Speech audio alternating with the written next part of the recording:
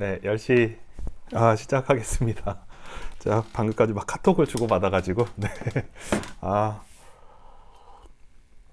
2025년 1월 10일 금요일. 근데 오늘 글 많이 보내주셨어요. 7분 보내주셨어요. 그리고 제 글까지 해서 오늘 글 8개인데 오늘 그 세 단어 쓰기 어떠셨나요?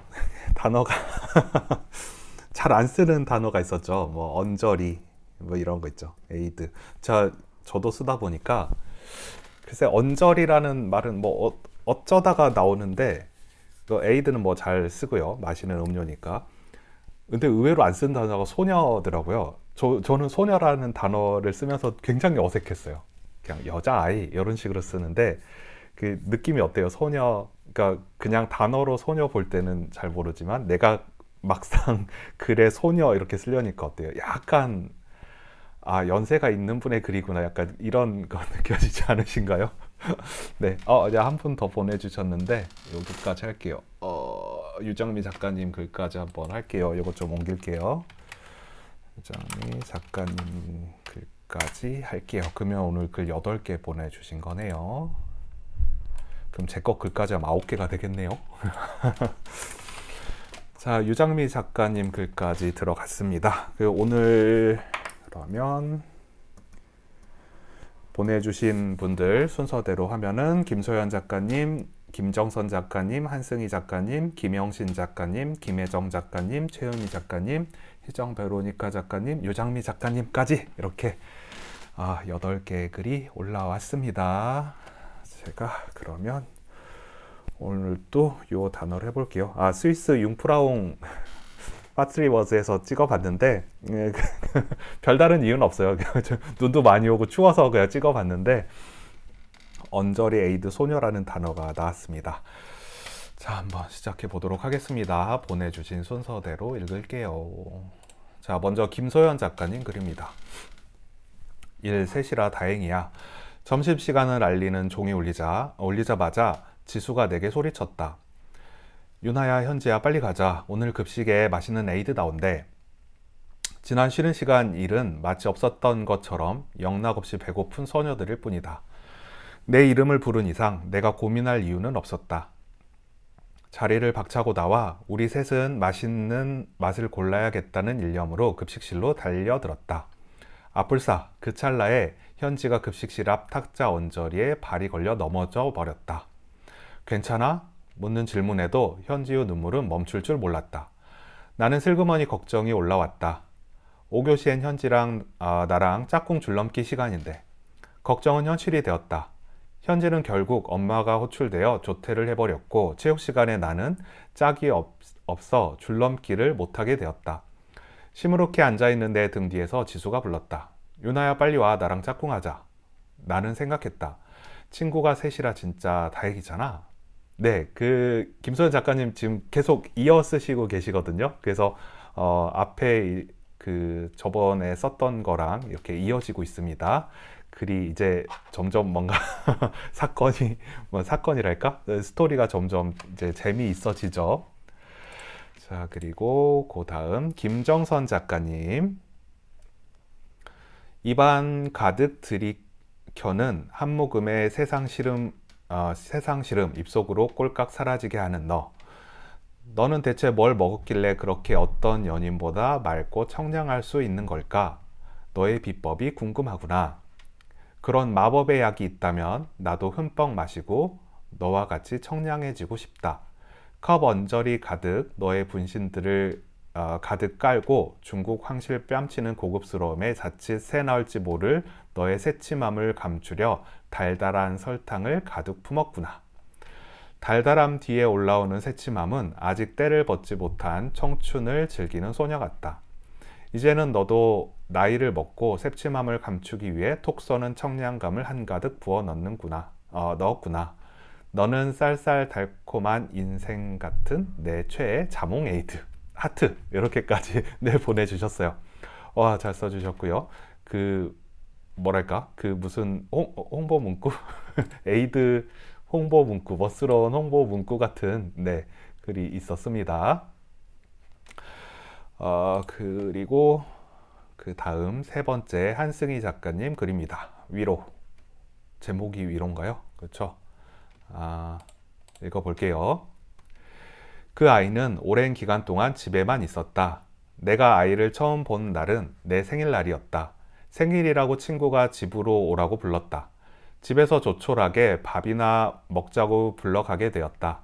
아무 생각 없이 친구 집에 들어선 순간 깜짝 놀랐다. 생각지도 못하게 그 아이와 마주치게 되었다.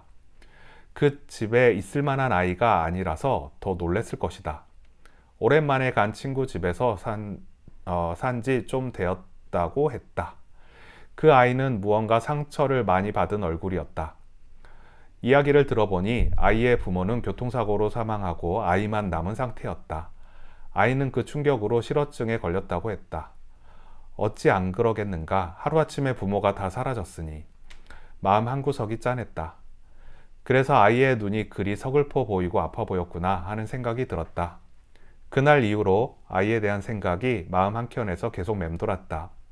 왜 그럴까? 나도 이상했다. 아이를 보고 온 날 이후로 계속 생각이 났다. 며칠이 지나 친구 집에 다시 가게 되었다. 사연을 들어서 그런지 아이가 계속 마음에 걸려 아이가 좋아하는 간식을 물어봤다. 잘 먹는다는 빵과 오렌지 에이드를 넉넉하게 사가지고 갔다. 아이는 두 번째로 만나는 나를 보고 놀라지 않았다. 내가 사온 간식을 내밀자 입가에 엷은 웃음을 지었다. 어린 아이로만 봤는데 소녀였다. 말은 하지 않았지만 고마워하는 것 같았다. 내가 걱정해서 왔다는 게 전해진 걸까? 내 주변 언저리를 맴돌며 온몸으로 나에게 표현하는 것 같았다. 마음은 전해지나 보다. 내가 아이를 많이 걱정하고 있음이 전달되었고 아이는 그걸로 위로를 받았음을 나에게 온몸으로 말하고 있었다. 아이에게는 특별한 능력이 있었다. 와, 그 마음이 잔잔해지고 따뜻해지는 네, 이런 글이었네요. 잘 써주셨고요. 그 아이를 바라보는, 부모 잃은 아이를 바라보는 마음이 느껴지시죠? 저도 딱 와닿네요. 네, 잘 써주셨습니다. 자, 그 다음 네 번째 글입니다. 네, 네 번째 김영신 작가님 글입니다. 오랜만에 휴가를 얻은 미경은 별다방 위치 좋은 곳에 자리를 잡고 책을 펼쳤다. 밀린 업무와 미뤄왔던 독서도 좀 해볼 겸 카페를 찾은 것이다. 친구들과 근사한 브런치를 먹고도 싶었지만 혼자만의 조용한 이 시간이 너무도 그리웠다. 다양한 메뉴판을 보고 있자면 괜히 신메뉴가 나온 게 없나 찾게 되었다. 그래봤자 고르는 것은 아메리카노나 카페라떼일 텐데 은근 새로운 메뉴가 나오면 맛이 궁금했다. 신메뉴로 블루 레모네이드가 나왔다. 멋지게 그라데이션이 된 물결이 너무나 영롱해 보였다. 게다가 이쁜 투명 유리컵 언저리에 멋지게 장식된 레몬은 상큼함이 배가 되는 느낌이었다. 입안에 군침이 돌았다. 신것을 떠올리면 반사작용 같은 것이다. 미경은 어릴 때부터 신것을 잘 못 먹었다. 그런데 유독 감기나 몸살이 오려는 조짐이 보이면 이상하게 신게 땡겼다. 지금도 당연히 커피를 고르려고 했는데 저 레모네이드가 궁금해졌다. 주변을 훑어보니 마침 옆 테이블에 앉은 소녀들이 그 음료를 마시고 있었다. 블루, 그린, 레드 등 다양한 에이드들이다. 미경은 그래, 약이라고 생각하고 먹자. 그녀는 블루 레모네이드와 달콤한 레몬 치즈케이크를 골랐다. 햇볕이 잘 드는 창가에 앉아 만족스러운 미소를 지으며 한 모금 쭉 빨았다. 상큼하면서 달콤한 음료가 온 입안을 적셨다. 그래, 여름엔 이 맛이지. 탁월한 선택이었다. 칼칼하던 목이 뻥 뚫린 느낌이었다. 집에 가면서 마트에 들러 레몬을 구입해야겠다. 기왕이면 생강 레몬청을 좀 만들어야겠다는 생각을 했다. 음료 덕분에 개운해진 머리로 스트레칭을 하고 책을 펼쳤다. 와, 잘 써주셨고요. 여러분 어떠세요? 이게 일상이죠. 그냥 일상 이야기인데 이렇게 쓰니까 어떻죠? 확실히 다르죠.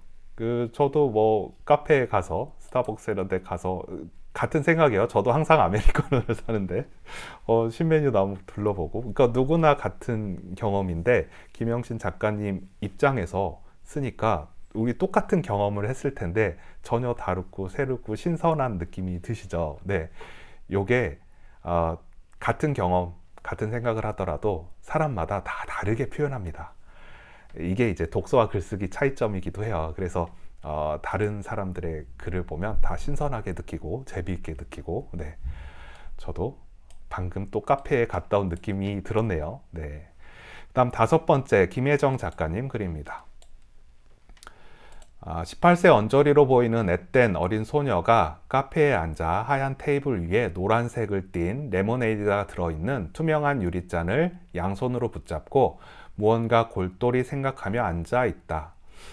하람이 나왔구나 하면서 입구 쪽에서 손을 흔들며 들어오는 여성이 소녀 앞에 다가와 앉는다. 소녀는 반가운 표정으로 이모 하면서 두 사람은 서로 이야기가 오고 가는데 소녀는 뭔가 고민이 있는 듯 이모한테 털어놓는다. 소녀의 이모는 글을 쓰는 작가로 꽤 알려져 있는 유명하다는 작가다. 하람이는 대학에 진학하기 위해 과를 선택해야 하는데 부모님과 하람이가 생각하는 진로의 방향이 달랐던 것이다. 부모님은 안정적인 직업을 추구하며 법대 가기를 원했고 하람이는 음악적인 소질이 있어서 음대에 입학해 성악 전공을 꿈꾸고 있다.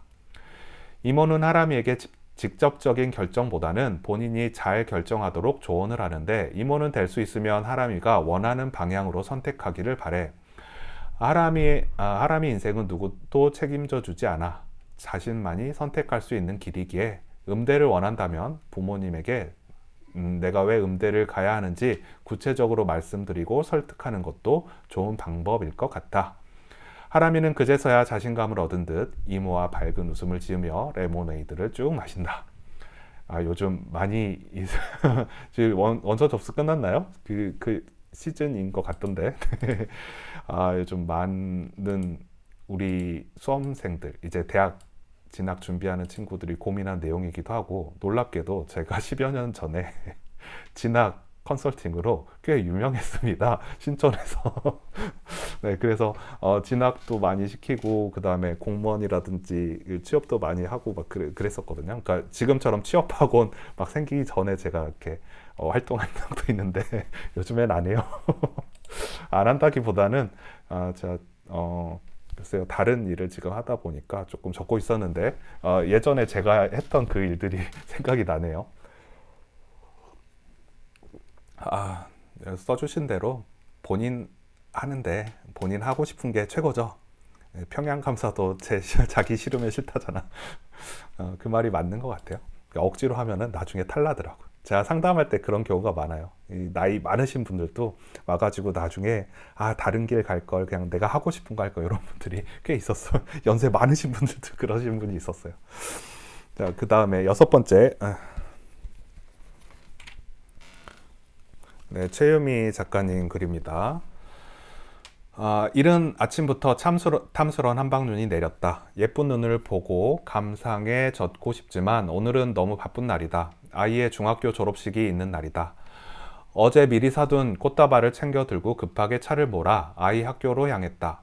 학교에는 이미 차들이 빼곡하게 세워져 있었다. 주차장을 몇 번 돌다가 결국 주차선 언저리에 차를 대충 세워두고 강당으로 달려갔다. 입구에는 안내를 맡은 선생님이 음료를 따라주고 있었다. 시원한 에이드 한 잔을 마시고 싶다는 속 없는 생각을 꾹 삼키고 따끈한 옥수수차를 건네는 선생님께 눈으로 인사를 건넸다. 강당에서는 졸업장 수여식이 진행 중이었다. 부모님들이 모여있는 곳으로 살금살금 걸어간다고 갔는데 기막히게 인기척을 알아챈 엄마들이 손을 잡고 어깨를 끌어안으며 수다스럽게 반가워했다. 국민의례로 시작해서 기나긴 인사말로 넘어가던 졸업식은 이제 사라졌나 보다. 한 명 한 명 졸업장을 수여하며 포옹을 건네는 할머니 교장 선생님과 어떻게든 포옹만은 피해보고자 필사적으로 엉덩이를 빼고 있는 사춘기 아이들의 몸부림이 웃음을 자아내고 있었다. 졸업장 수여로 시작된 졸업식은 아이들의 3년 학교 생활을 담아놓은 영상을 보여주고 아이들을 가르쳤던 선생님의 축하 영상으로 이어졌다. 심지어 다른 학교로 전근 가신 선생님들의 축하 영상이 나오더니 초등학교 6학년 담임 선생님의 응원 메시지에서 모든 아이들의 이름이 빠짐없이 불려졌다. 시골 학교라 가능한 일이었다. 우리는 서로의 아이 이름을 다 외울 수 있었다. 유치원 때부터 봐왔던 아이들은 이제 소녀를 지나 숙녀로 변해가고 소년을 지나 청년으로 변해가며 낯설어졌다. 기나긴 졸업식이 끝나고 아이 얼굴을 마주했다. 금방이라도 울음을 터뜨릴 것 같은 얼굴에 애써 미소를 짓는 아이에게 꽃다발을 건넸다. 유치원 때부터 10여 년을 한 반에서 함께 생활한 아이들의 졸업식이었다. 긴 동행에서 처음으로 맞이하는 이별이었다. 네, 그 졸업 시즌 되면은 또 이와 같은 많은 경험들을 하시죠. 그 최유미 작가님이 써주신 것도 그렇죠. 우리 다 이런 경험 하죠. 똑같은 경험을 지금 하고 있는데 최유미 작가님이 써주시면 여기에 최유미 작가님만의 글색이 묻어서 우리가 이렇게 볼 수 있죠. 순간 그 장면을 섬세하게 캐치하셔서 이렇게 써주시는 문장들이 좋았습니다. 자, 그 다음 7번째 희정 베로니카 작가님 글입니다. 내가 다니던 국민학교는 굴다리 언저리에 있었다. 굴다리가 무엇이냐면 차는 아니고 사람만이 통과할 수 있는 굴이 있는 곳이다. 길이는 100m 정도 될까? 지금 생각해 보니 이유는 모르겠지만 어떤 언덕이 있었고 그 위를 기차가 지나갈 수 있는 길을 만들기 위해 굴을 판 것이다. 재미있는 일이다. 사람을 위해서가 아니라 기차가 지나갈 길을 만들기 위해 얼떨결에 사람이 다닐 굴을 만든 것이다. 이미 들으면서 느껴지겠지만 평범한 동네보다 한참 먼 빈곤층의 동네였다. 겨우 한 자리 나이를 통과했을까 말까 한 아이들이 제 몸에 절반이 넘는 가방을 메고 홀로 등하교를 하는 동네다. 학교를 가려면 반드시 지나가야 하는 그 굴다리 안에는 부추를 파는 할머니와 아침부터 술에 취해 들어 누워 있는 아저씨들이 항상 있었다. 굴다리 위 기차 옆 갓길도 도로 옆을 간신히 비껴가야 하는 길도 술 취한 어른들이 휘청거리는 굴다리도 어떤 어린 아이도 홀로 걸어갔다. 그리고 그것은 우리 동네에서 그 누구도 가엾거나 안타까이 여기는 일이 아니었다. 학교에서는 단체로 우유 급식을 하던 시절이 있었다. 매일 마시는 우유는 맛있기보다는 닭똥 냄새 나는 것 같았다. 학교 근처에 있는 리어카에서 정체 모를 음료를 파는 아저씨가 있었는데 우리가 몰래 마시지 않는 급식 우유를 가져다 주면 아저씨가 파는 음료로 바꿔주곤 했다. 색깔은 보리차 같았는데 매우 달고 시원했다. 우리는 그냥 그것을 물이라고 불렀는데 요즘 용어로 하자면 보리차 에이드쯤 될까? 우리가 불량하기 그지없을 그 물을 바꿔 마시는 걸 볼 때마다 담임 선생님들은 제발 그런 짓 좀 하지 말라며 야단치기 일쑤였지만 그저 급식 우유를 팔아 정체 모를 음료를 사 마시는 것이 더 좋은 소녀들이었다. 네. 예전에 그랬죠. 자, 국민학교 이런 단어 쓰시는 거 보면 이제 연령대가 나오는데 요 잠깐 말씀드리자면 국민학교를 초등학교로 바꿨으니까 이것도 과거의 일도 다 초등학교 써야 되는 거 아니야 이렇게 주장하시는 분들도 있는데 저 같은 경우는 그 시대상을 반영할 수 있는 언어이기 때문에 그대로 쓰는 것도 괜찮다고 생각합니다. 여러분도 제가 이렇게 딱 국민학교라는 단어 나오니까 이 글을 쓰는 작가는 대충 연배가 어느 정도 되겠구나 이게 느껴지시죠? 그래서 이렇게 뭐 시대상이라든지 사회상을 반영할 수 있는 단어는 지금 쓰지 않더라도 이렇게 쓰셔도 저는 괜찮다고 봐요. 네, 그래서 이렇게 써주시면 될 것 같고요. 잘 써주셨고요. 그리고 우유, 학교 급식 우유는 참 맛이 없죠. 군대 우유도 참 맛이 없었는데 그럼에도 저는 우유를 되게 좋아했어요. 그래서 키가 큰가? 네. 자, 그리고 저 오늘은 또 빨리빨리 읽어야 되니까 유장미 작가님 글입니다. 태양이 너무 뜨거워서 욕이 나올 정도였다. 딸과 오랜만에 데이트를 하러 큰맘 먹고 나왔건만 눈앞에 파랗고 시원한 바다가 짜증을 달래주진 못했다. 우선 목을 축이고 이 뜨거운 햇볕을 피하는 게 서로 관계에 좋을 것 같다.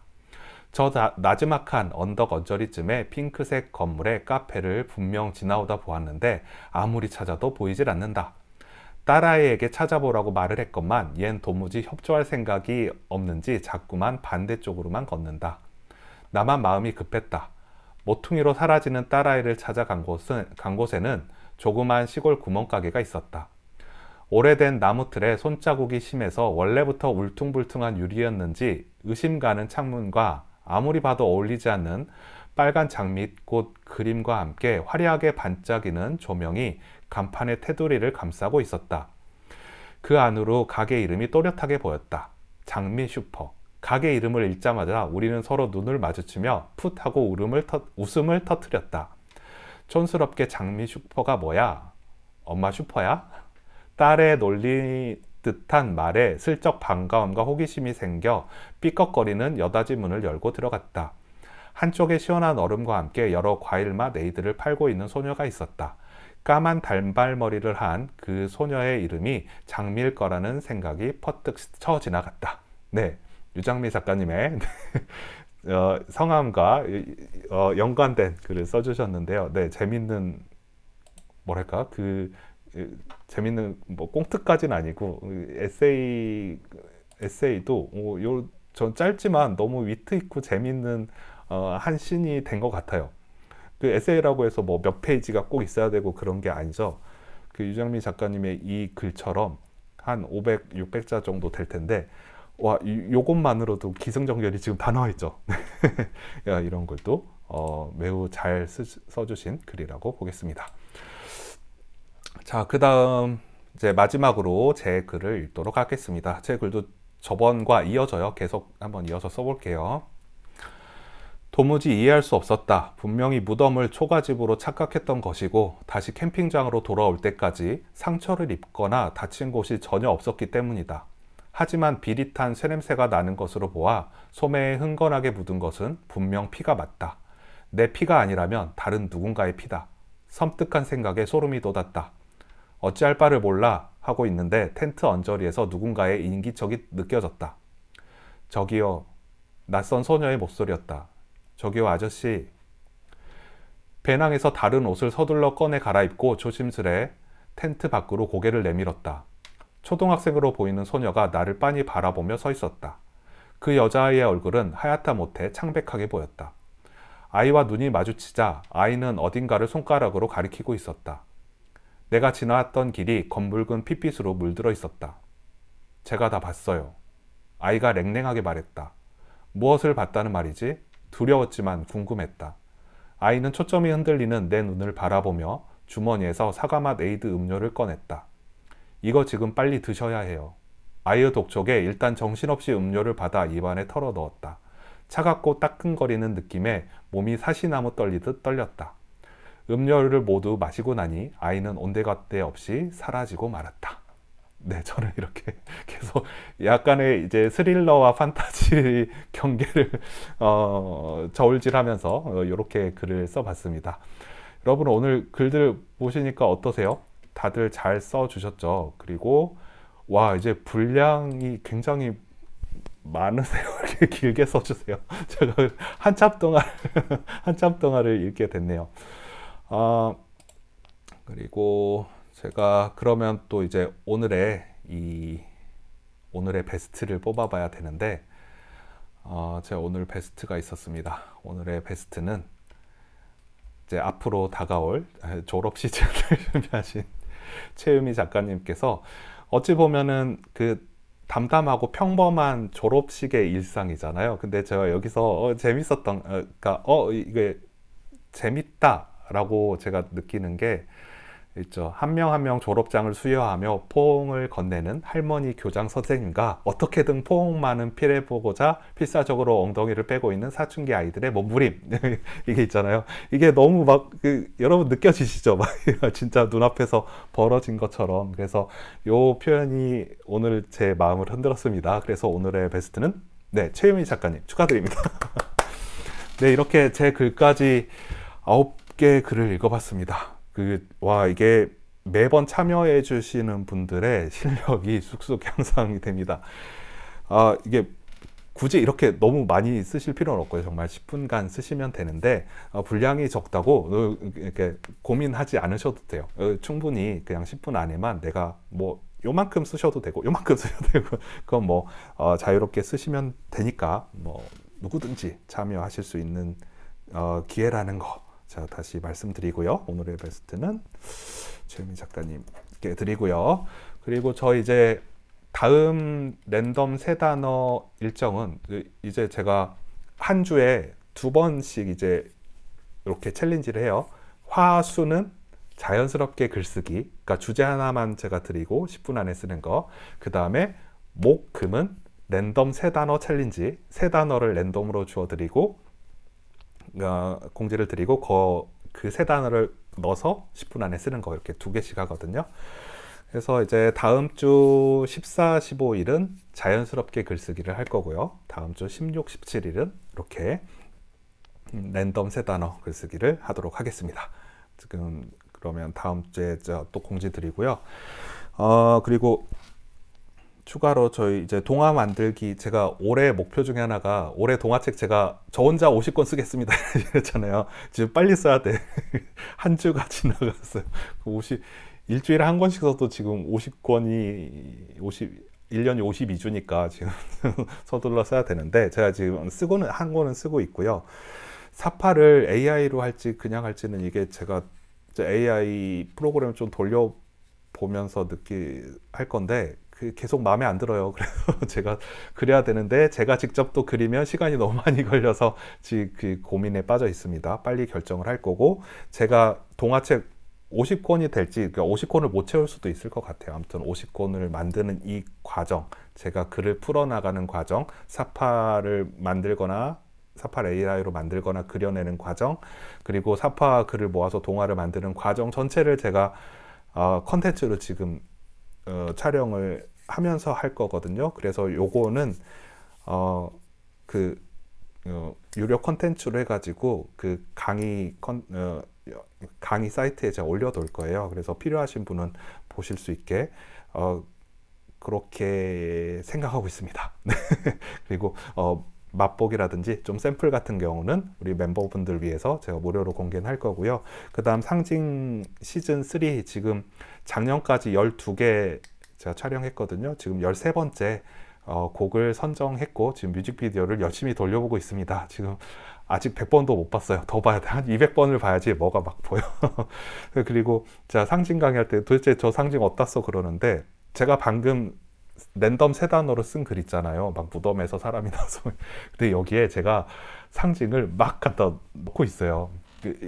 그럼 이렇게 상징 같은 걸 이렇게 표현하다 보면 이게 은유적인 표현도 가능하고 되게 중의적인 표현도 가능하고 내용이 깊어지거든요. 이제 그래서 뭐 동화나 소설 같은 데서는 상징을 많이 쓰고 있습니다. 실제로 그래요. 그래서 이렇게까지 제가 말씀드리고 오늘 글 보내주신 분 감사드리고 또 다음 주에 뵙겠습니다.